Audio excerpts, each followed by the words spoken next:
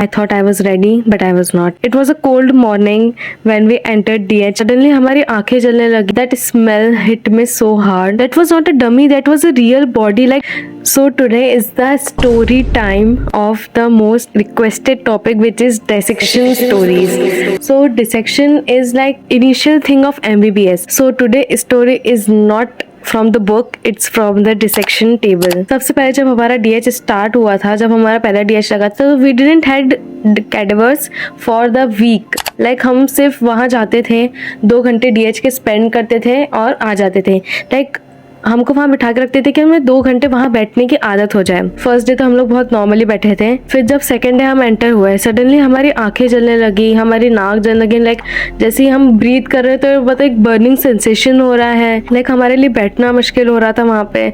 सब लोग कोई मास्क पहन रहा है, कोई कुछ कर रहा है, किसी को आंसू आ रहे हैं, आंसू आने ही नहीं रुक रहे हैं. So it was like a chaos, total chaos. And then हम उसमें बैठे, हम थोड़ा हैबिचुअल हुए उस चीज़ से. इतनी स्ट्रॉन्ग स्मेल होती है ना फॉर्मेलिन की. इनिशियली जब हम पहली बार उससे एक्सपोज होते हैं ना, तो वो बिल्कुल सहन नहीं होती है. धीरे धीरे हम उससे हैबिचुअल हुए. तो ऐसे ही चलता रहा. वीक में वो धीरे धीरे फॉर्मेलिन की स्मेल बढ़ाते गए.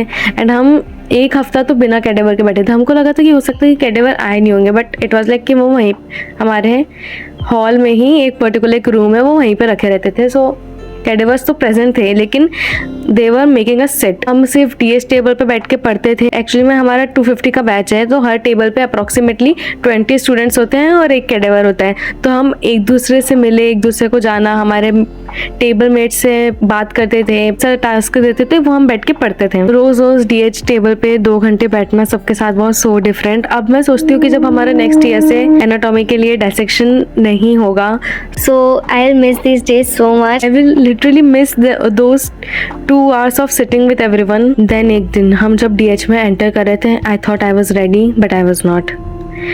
वो सीन जो मैंने देखा उस दिन, वो DH टेबल खाली नहीं थी. It was filled with none other than our silent teacher, the cadaver. That was not a dummy, that was a real body, like Freaking real body, freaking real dead body. that was like one body with countless lessons and infinite knowledge. Actually मैं उसको देख के हमारे class में ऐसा किसी को उल्टी नहीं हुई थी. Like nobody has vomited really.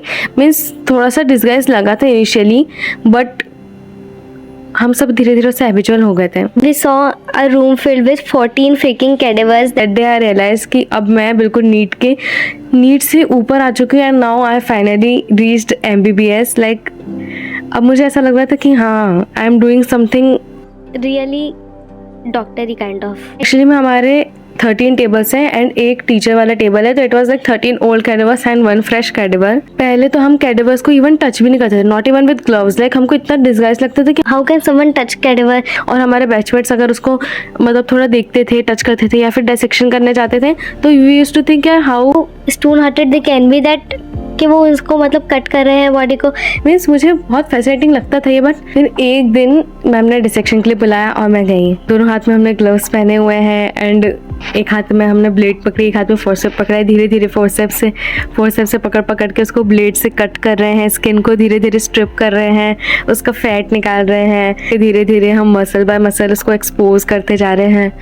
Arteries, veins, nerves सब देख रहे हैं. लाइक मतलब और उसमें मसल्स को रिकॉग्नाइज करना, क्योंकि देखो it is not a bookish knowledge, that is like totally different than book. Because book में सारे डायग्राम्स कलरफुल रहते हैं, सब कुछ अलग अलग से सेग्रीगेटेड रहता है, लेकिन इसमें everything looks same. You have to be so precise and so knowledgeable कि आपको उस पर्टिकुलर मतलब आप उस पर्टिकुलर मसल को देखकर वो पता होना चाहिए कि इसका origin, insertion, nerve supply action सब पता होना चाहिए.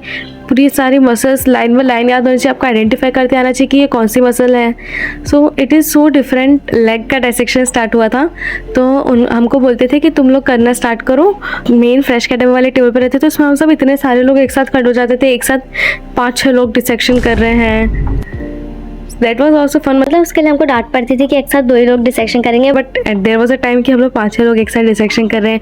कोई डॉर्सम से फैट निकाल रहा है, कोई थाई से फैट निकाल रहा है, हम सब उस पर लगे हुए हैं. एंड कोई आर्टरी कट कर रहा है, कोई कुछ नर्व कट कर रहा है. डिसेक्शन वाली फीलिंग अलग ही होती है. लाइक वो साल भर कैडेवर के साथ बैठना, उसमें स्ट्रक्चर्स देखना, बॉडी को अंदर से जानना, अपने हाथ में ऑर्गन्स पकड़ना, ऑर्गन्स में पूरा उसका एनाटॉमिकल पोजीशन डिसाइड करना, उसके छोटी छोटी स्ट्रक्चर्स के नाम याद करना, सो दैट एवरीथिंग इज